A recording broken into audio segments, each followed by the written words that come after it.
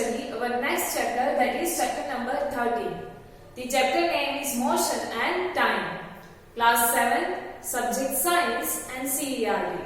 In this chapter we are going to see that how we can compare the speed of any objects or vehicles. How we can say that any object is faster than the rest of the object or any other object is slower as compared to the rest. Then after we are going to see what is speed and how we can measure the time. How the early people or the people in the ancient times, how they were measuring the time. Then after we are going to study that how we can measure the speed or how we can calculate the speed of any vehicle, and at the end we are going to see the graph between the distance and time for any object which gives us the speed of that object. So now let me start the chapter number 13. The chapter name is Motion and Time. So now let me start. In class 6 you have learned about the different types of motion. In class 6 we had already studied the different kind of motion like linear motion, then after we had seen circular motion, periodic motion. So these are some of the types we had seen in class 6. You learned that a motion could be along a straight line, it could be circular or periodic. That means if the object is moving along the straight line, then we can say that that object is moving or it has the linear motion or rectilinear motion. Then after, when we can say that any object has the or in the circular motion. So if any object is moving in a circular path, then we can say that that object is in the circular motion. And at the end, in periodic motion, if the object is repeats its motion after certain interval of time, then we can say that that object is in periodic motion. So these are the different types of motion which we had already studied. So now can you recall these three types of motion? Here some examples are given to you. You have to identify that which kind of motion is there. So in table 13.1, give some common examples of motion and identify the type of motion in each case. In each of the case, we have to identify that object is in which kind of motion. So here table 13.1 is given to you some examples of different types of motion. So from these three, that is along straight line, circular or periodic, we have to identify the first example of motion is soldiers in a march past. That means soldiers are moving in a straight line. So that means along a straight line, or there is the linear motion. So here you can write linear motion or along a straight line. Next is bullock cart moving on a straight road. Bullock cart is moving on a straight road, that means it is going in the straight direction. So again the motion is linear motion. Next is hands of an athlete in a race. Hands of an athlete, that means athlete is moving his hand like this. After certain times he is repeating the motion, so that means the motion is periodic motion. Next is pedal of a bicycle in motion. If the this one is the wheel of bicycle, the pedal moves like this one in circular path. So that means it is the circular motion. Next is motion of the earth around the sun. Around the sun, the earth is moving in the circular direction. So again the motion is circular motion of earth around the sun. And last one is second last is motion of a swing. So again the swing moves to and fro, that means backward side and forward side, and it's repeated, it's a motion after certain interval of time. So this kind of motion is known as the periodic motion. And last one is motion of a pendulum. In a clock, if you had seen that the pendulum is again moving and it is repeating its motion after certain interval of time. So the motion of pendulum is periodic motion. It is the example of periodic motion. So these are some of the example of motion and that type. Now let me move further. So it is common experience that the motion of some objects is slow while that of some others are fast. If we are going on the road, then we are observing that some vehicles are moving fast as compared to the other. and some are moving slower as compared to the other. So now how we can identify that whether any vehicle or object is moving faster or slower as compared to the other. So for that, next topic is given to you, slow or fast, here in this chapter. So we know that some vehicles move faster than the others, and even same vehicles may move faster or slower at the different times. As we had discussed, the vehicles are moving faster or slower as compared to the others for the different times. So now make a list of 10 objects moving along a straight path and group the motion of this object as slow and fast. You have to identify, or you have to take the 10 objects or vehicles or any object which is moving in a straight line or in a straight direction, and then after you have to group them, that which object is moving faster and which objects are moving slower. So how did you decide which object is moving slow and which one is moving faster? How we can say that any object is moving faster or slower as compared to the other? So you will say that by comparing the speed of these different objects, you can say that any object is moving faster or slower as compared to the others.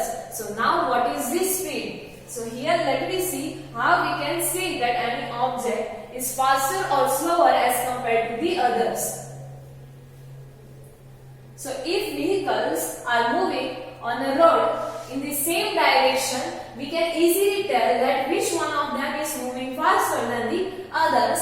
Now let us look at the motion of vehicles moving on the road. If they are moving in the same direction and along the straight path, then we can easily say that the vehicle or the object which has the highest speed, it is the faster as compared to the others. So now let me compare the speed, or you can say to find that which object is faster or slower as compared to the rest of the objects. So for that, next activity is given here, that is activity number 13.1.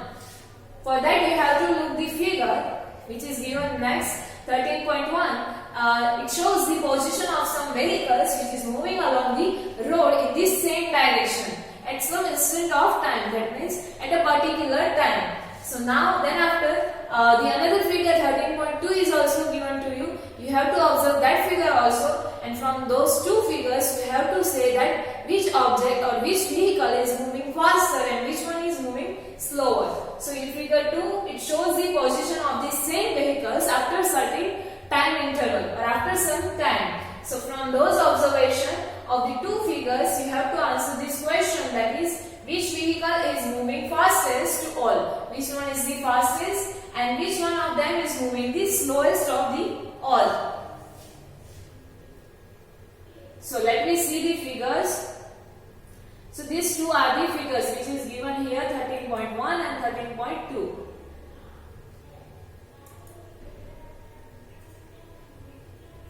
So these two are the figures. You have to observe these two figures, and then after you have to answer that which object is moving fastest and which one is moving the slowest. So here in this figure we can say that a green vehicle or green car is here and here, whereas in the second figure it is here. That means it reached or it overtake this blue car or these two white cars. So you can say that this green car is the fastest, whereas here last one white car, here you can say that it is behind all of this car, and again in the second figure it is also behind all of this car. So we can say that this white car is the slowest among all of the vehicles. So first it was here, green car was here, and in second figure it reached to here. That means the distance traveled by this car in a given time is more. That means this vehicle or this car is fastest amongst this all. Whereas this one it covers the less distance or least distance as compared to the rest. So we can say that it is the slowest as compared to the others. So by the distance which is covered by these different vehicles, we can say that any object is faster than as compared to the others. So the distance moved by objects in a given interval of time can help us to decide which object or which one is faster or slower. How much distance is covered by that object in a given time by that distance we can identify that which object is fastest and which one is the slowest. For example, imagine that you have gone to see off your friend at a bus stand, and suppose you start pedaling your bicycle at the same time as the bus begins to move. You are going to see off your friends. Your friend is going somewhere, so you are going to see off him at the bus station, and you went there with your bicycle. So you start pedaling your bicycle as the bus begins to move. And after some time, the distance covered by you and by bus after 5 minutes would be much. You have to compare those distance. So you will find that the distance covered by you after 5 minutes is much smaller than the distance which is covered by the bus. Obviously, bus is moving faster. You cover less distance in 5 minutes, and as compared to you, the bus cover more distance in 5 minutes. That means in the same time, the distance covered by you is less than the distance which is covered by the bus. So would you say that the bus is moving faster than the bicycle? So yes, the bus is moving faster as compared to the bicycle because it covers the much more distance as compared to the bicycle. So we often say that the faster vehicle has the higher speed. We are using this word, that is speed. That fastest or faster vehicle, it covers the more distance or it has the higher speed. Another example is also given to you that in 100-meter race, it is easy to decide whose speed is highest. How we can decide that whose speed is highest in the 100-meter race? So one who takes the shortest time to cover the distance of 100 meters has the highest speed. For that we are measuring the time. The one who has completed that 100 meters, those 100 meters in shortest time or in less time, his speed is highest. We are usually saying like this, that who covers the 100 meters in a short time or in a less time, he has the highest speed. And who take the more time, his speed is slowest or slowest. So we are using this term, that is speed, to compare that whether any object is fast or slow as compared to the other. So now what is speed? So for that, next topic is given to you, that is speed. Topic number 13.2.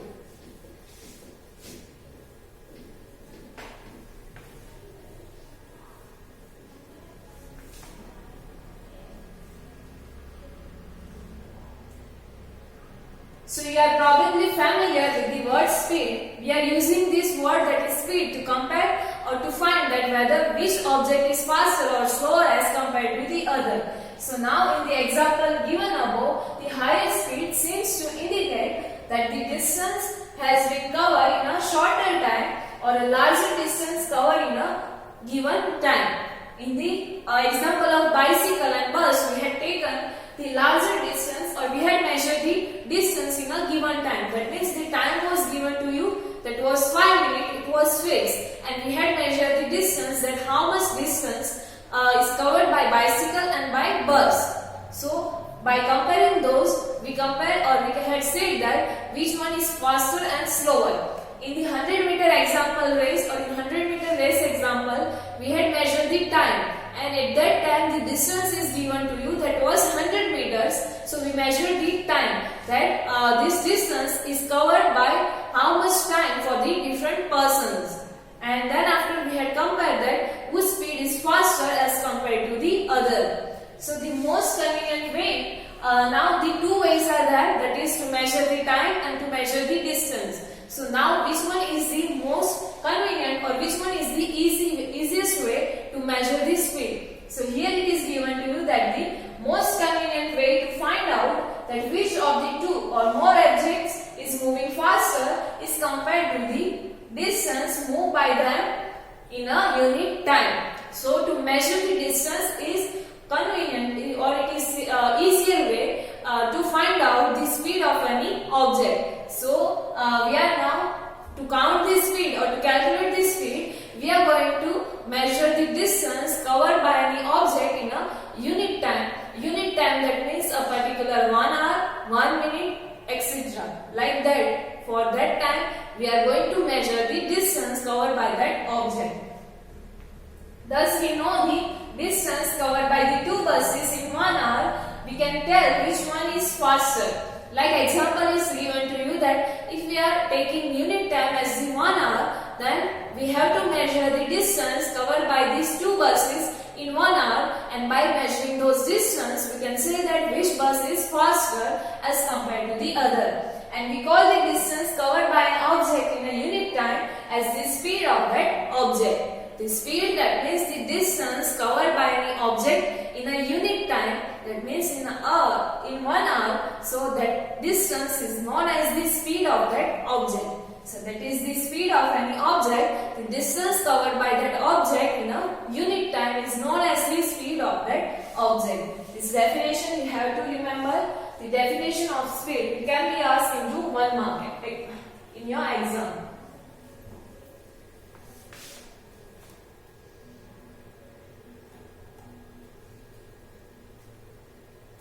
So when we say that a car is moving with a speed of 50 kilometers per hour, it implies that it will cover a distance of 50 kilometers in a 1 hour. So we are using these words like this. A car has the speed of 50 kilometers per hour. That means it implies, you can say, or it means that the car or that vehicle covers the 50 kilometers in 1 hour. So that means in vehicle it covers that much of distance in 1 hour or in a unit time. So that is known as the speed of that object. So however, cars seldom move with a constant speed for 1 hour. Seldom, that means it is not possible, or it fluctuates, or it is the speed of the car is not constant for that 1 hour in which we are measuring the speed. It may be vary around the 50. So the speed, or you can say we are representing the speed of any object by any digit. That doesn't mean that object is moving with that constant speed. It may be fluctuate for the particular or for the different times. In fact, it starts moving slowly and then it picks up the speed. So we can say that the car has a speed of 50 kilometers per hour, and we usually consider only the total distance which is covered by this car in 1 hour. So this is the thing, that if we are saying that the speed of this object is this much, that doesn't mean that object is moving with that constant speed. It may be vary, that we know that while starting, the vehicle speed or the speed of the vehicle is slower, and if there is no traffic on the way, then the speed of the vehicle at that time it may be higher, and if there is so much of traffic is there on the road, then the speed may be the slow. So it doesn't mean that the car or that vehicle is moving with that constant speed of 50 kilometers during that 1 hour. We are just measuring the distance which is covered by that car in 1 hour, and we are representing that distance as a speed. So we do not bother whether the car has been moving with a constant speed or a fluctuating speed. So with a constant speed or not during that 1 hour. That what we had discussed, that if the car, we are saying that the speed of the car is this much, that doesn't mean that that this car was moving with that constant speed. It may be vary for the different time intervals in that 1 hour. The speed which is calculated here is actually the average speed of the car. Here we had seen for the earlier that is speed, that means the distance covered by the object in an unit time. So that is known as the speed. The speed which we are calculating here, it is the average speed of that object. And the speed and the average speed is the different things. What is difference is given to you here. In this book we shall use the term speed for average speed. Here you have to consider the speed which we are calculating as the average speed, and at the particular instant time the speed may be different for that object or for that vehicle, but we are here calculating the speed, and that is the average speed. So for us the speed is the total distance covered by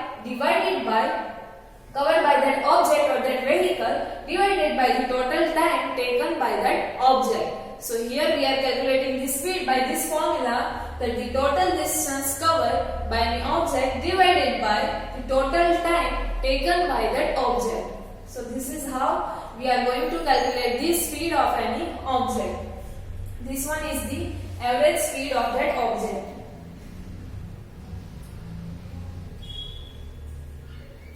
Next here, the different types of speed is also there. So here it is given to you that uniform and non-uniform speed. So now what is uniform and non-uniform speed? So in everyday life we seldom find objects moving with a constant speed over a long distance or for long duration of time. So in everyday life it is difficult to find the objects which are moving with a constant speed for the particular duration of time or for the particular time interval. And if the speed of an object moving along a straight line keeps changing, then its motion is said to be non-uniform motion. That means if the speed of any object is keep changing, like the car, we had considered the example of car. So the car, we said that a car is not moving with the constant speed. Earlier when we are starting the car, at that time its speed was low, and then after, as the traffic was not there, the speed of the car was highest. So that means it is not moving with the constant speed. So we can say that the motion or the speed of the car is non-uniform. If the object is not moving with a constant speed, then we can say that object has the non-uniform speed.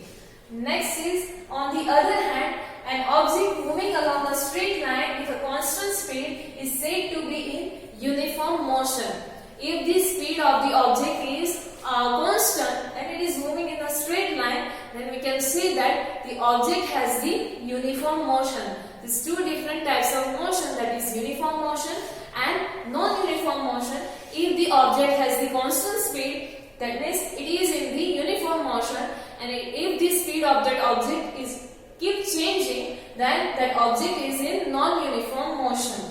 In this case, the average speed is the same as the actual speed. And if any object is in uniform motion, that means if it is going with the constant speed, then at that time that object has the average speed is equal to the actual speed. That means actual speed, what we had considered, the actual speed is the speed at a particular time, and the average speed is the speed which we had calculated for the time interval, that is for 1 hour. So if the object is in uniform motion, then the average speed of that object and actual speed of the object is same. So this is about uniform and non-uniform motion of any object.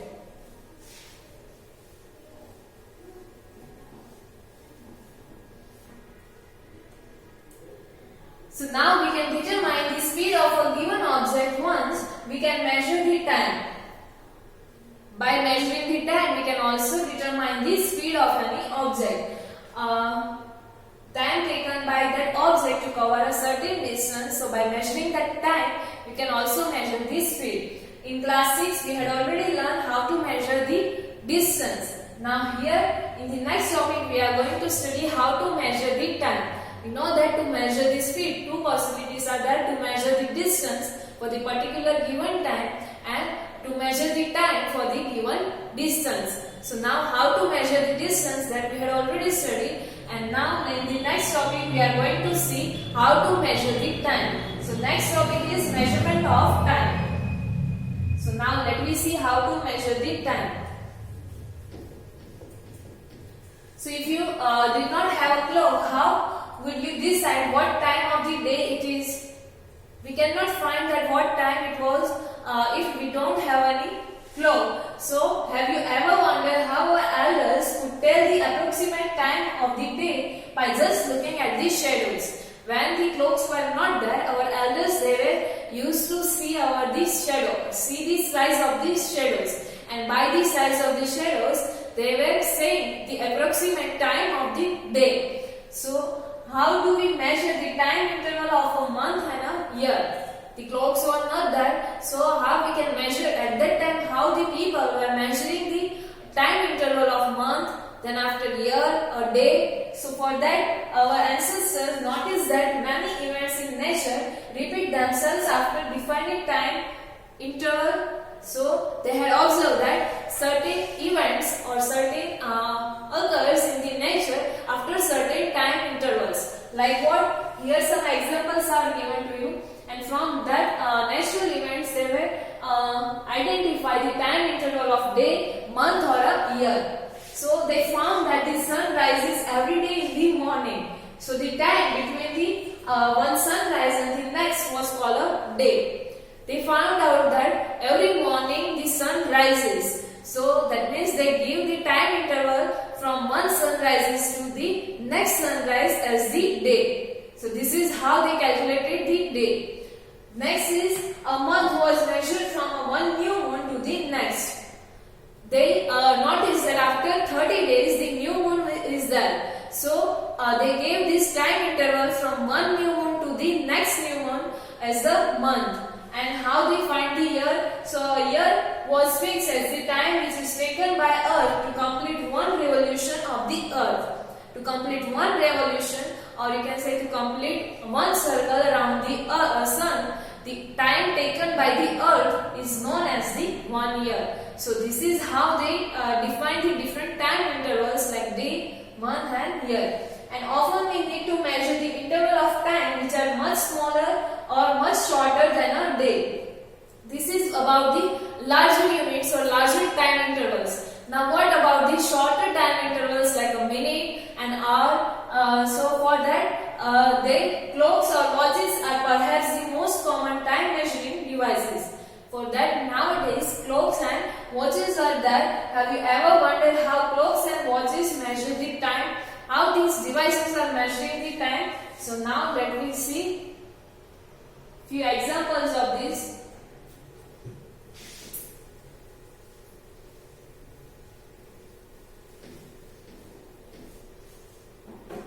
So the working of the clocks is rather complex. The working of the clocks is complex or it is difficult, but all of them make use of simple periodic motion. Some periodic motion they are using. Like what? So like the example of this clock which has the pendulum. So one of the most well-known periodic motion is that of simple pendulum. So the pendulum, we had seen already that pendulum is moving in a periodic motion, or it has the periodic motion. So the periodic motion of this pendulum gives the time or exact time. So here the different clocks are shown to you which are used to measure the time. Wall clock is there, table clock is there, and this one is the pendulum. This clock is using the periodic motion of this pendulum to show the time. This one is the digital clocks. Nowadays we are what using, which gives directly your digit that how much time it is. So these are the some of the common clocks which we are using nowadays. Now let me see about what is pendulum. So here the figure is given to you. This one is the pendulum. Here the fixed end is there, or fixed some joint is there from where we had hang this string, or this string is attached. Then after at this string we tie this small metallic ball which is also known as the bow. So we tie this bow with the string, and then after it can move freely. From one side, if we are pulling this and then we are releasing it, then it will move like this one. This one center position, the position at the wrist of this bow is known as the main position of this pendulum. And these two positions are known as the extreme position of this pendulum. That means maximum on this side, this pendulum will go up to this, and maximum on that left side, this pendulum will go up to this. So these two A and B positions are known as the extreme position. So now how this pendulum is used to measure the time, or how the people were using this pendulum to measure the time, that we see, or how it is working. So simple pendulum consists of a small metallic ball which we had seen, or a piece of stone. Instead of this ball, the piece of stone also you can take, and which is suspended or which is hanged from the rigid or fixed stand by a thread or by a string. So that is known as the pendulum, which we had seen in the figure. The metallic ball is known as the bob of the pendulum. The metallic ball which is hanged with this string or thread that is known as the bob of that pendulum. Now in the figure, first one which we had seen, that it shows the pendulum at the rest in its mean position, that is the center position between these two extreme position. When the pendulum is at the rest, then this position is known as the mean position of that pendulum. And when the bob of the pendulum is released, after taking it slightly to one side, it begins to move to and fro. That means if we are pulling this pendulum from this side and if we are releasing it, then it will start to move in the to and fro direction. That means in left and right direction. So that is known as the oscillation, that we will see further. So it will start to move in the left and right direction, or you can say to and fro direction. So the to and fro motion of a simple pendulum is an example of periodic or an oscillatory motion.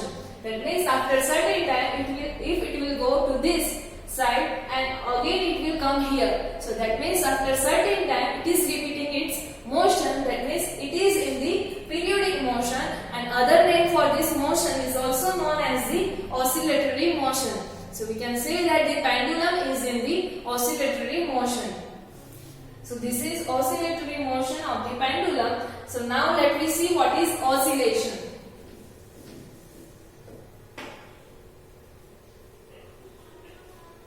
So the pendulum is said to have a one complete oscillation when it's both starting from its mean position A, then after it moves to the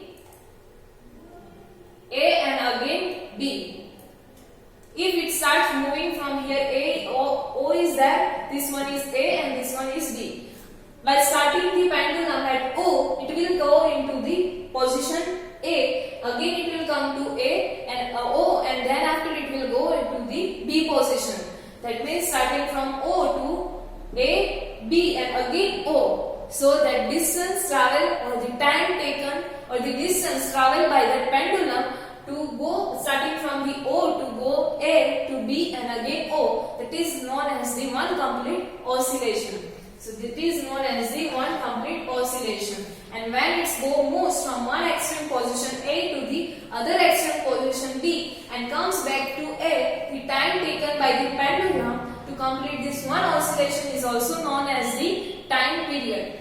The one oscillation you can also represent that starting from the A, it will go to B and again it will come to the O. So that is also known as the one oscillation.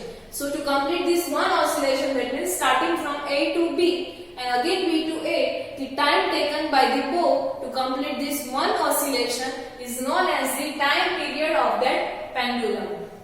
So this is time period and oscillation of the pendulum.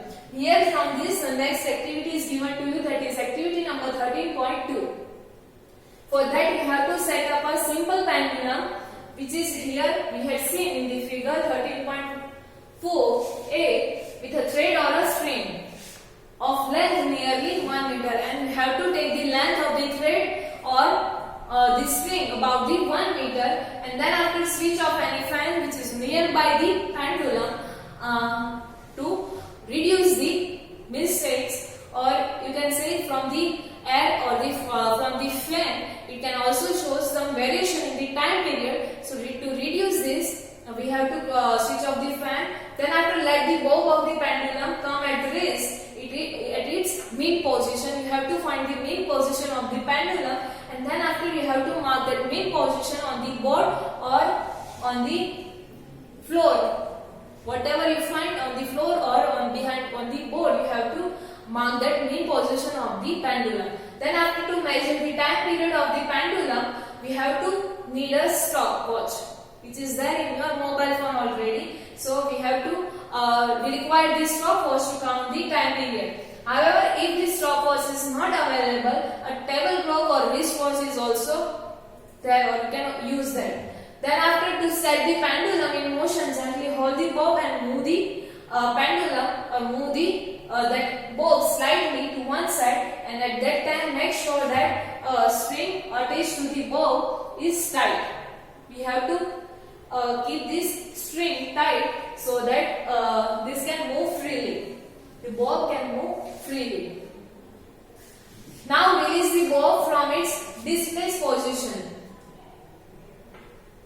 And remember that the bob is not going to be pushed when it is released. While releasing, and once we had released the bob, then after again you do not have to force or do not have to push that bob again. And then after note the time on the clock when the bob is at its main position, and instead of the main position you may also note the time when the bob is at one of its extreme position. That means you have to start counting the time when the bob is at rest position. Then after it will go to this side and again this side. So it will complete the one oscillation. So you have to count this oscillation or time for this 20 oscillation. In place of starting from O or main position, you can count also the time which is starting from its extreme position. That means the bob starting to move from A position, it will come to B, again it will come to A. So that is one complete oscillation, and for this kind of 20 oscillations you have to count the time, or you have to measure the time, and measure the time the pendulum takes to complete 20 oscillation. For 20 oscillation you have to count the, or you have to measure the time, and then after you have to record your observation in the next table. So here the table is given to you. In this table you have to measure, or you have to record your observation for 20 oscillations. Here one example is given to you, that is about 42. Time taken for 20 oscillation, it will take first time 42 seconds, and then after you have to count the time period, that means 42 divided by 20. We had taken or we had measured for 20 oscillation. So 42 divided by 20, you will get the 2.1 second. So that means the time period for that pendulum is 2.1 second. Same for the same pendulum, you have to again count the time which is taken for 20 oscillations, and then after time period you have to take the 2 readings. So now let me see what you will find. So that you have to record in 13.2 table. The first observation is already shown to you, and your observation could be different from this. It could be slightly different from this, and repeat this activity for few times and again record your observation. So by dividing the time taken by 20 oscillations by 20, you will find the time period of the pendulum, what we had done here. So is the time period of the pendulum nearly the same in all the cases? After performing this activity, you have to answer that does the time period in all the cases is same or different? So now let me see for the sum of the observation what is the timing. So here for sum of the reading, the timing is shown to you. For the first time that is given to you. For the second time I got 41 seconds, and the time period 41 divided by 20, I got the 2.05 second. That is the time period for pendulum. Second time I got 40 seconds for the same pendulum, and divide by 40 divided by 20, I got the 2 seconds. That is time period for that pendulum. So it may be slightly different from each other, but it is nearly the same. That is time period for the pendulum is around the 2. So we can say that the time period of the pendulum is almost same for the same pendulum, or you can say for the same length of the string. So here it is given to you. Note that the slight change in the initial displacement does not affect the time period of the pendulum. That means if we are pulling the pendulum from this side to this one or up to this distance, then however it will not affect the time period of the pendulum. We find about the 2 seconds. The time period of the pendulum we find around the 2 seconds. So that means this displacement does not affect the time period of the pendulum. And nowadays most clocks or watches have an electric circuit which has the one or more electric cells. Early people were using this kind of pendulum to measure the time, but nowadays the watches or clocks have the electric cells, and these clocks are called the quartz clocks. The time which is measured by quartz clock is much more accurate than by the clocks which was available earlier. Nowadays quartz clocks are available, and the time which is measured by these clocks are much more accurate or precise as compared to the clocks which were used earlier and the early people were using. So this is how we are measuring the time. Here how the pendulum invented, it is shown to you the fact about the invention of the pendulum. So now let me see. There is an interesting story about the discovery that the time period of a given pendulum is constant. We have seen that the time period of the pendulum is around the constant. So there is an interesting story. You might have heard the name of famous scientist Galileo Galilei, which was there between 1564 to 1642. So this Galileo Galilei has discovered that the time period for the pendulum or equal pendulum is same or constant. It is said that once Galileo was sitting in a church. He went to the church once and he noticed that a lamp which is suspended from the ceiling with a chain was moving slowly from one side to the another side. Same like the pendulum, the lamp was there which is hanged from the chain. In place of the string, the chain was there in the church, and in place of metallic ball, the lamp was there. So that lamp was moving in from one side to the another side slowly. And he was surprised to find that this pulse beat the same number of times during the interval in which the lamp completed one oscillation. What is oscillation? We had seen that. So for that one oscillation, he counted his pulse beat or pulse rate, and he amazed that, or he got surprised that this pulse rate for one oscillation is constant, or he is getting the same number of pulse rate after one oscillation.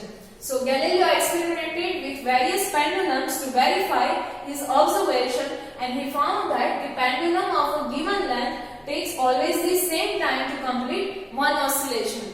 Then after he experimented and his observation, and he found that the pendulum of the same length, it will take the same time to complete the one oscillation. And this observation led him to the development of the pendulum clocks. And then after he developed his pendulum clocks, and winding clocks and wristwatches were refinement of this pendulum clocks. This is the developed version of the pendulum clocks which we are nowadays using, that is winding clocks and wristwatches. So this is how the discovery of these pendulum clocks had been made. So till now we had seen how to measure the time, what is speed, and for the speed what are the requirement, or what are the requirement to measure, that is distance and time. The remaining part of this chapter we will study in the next video.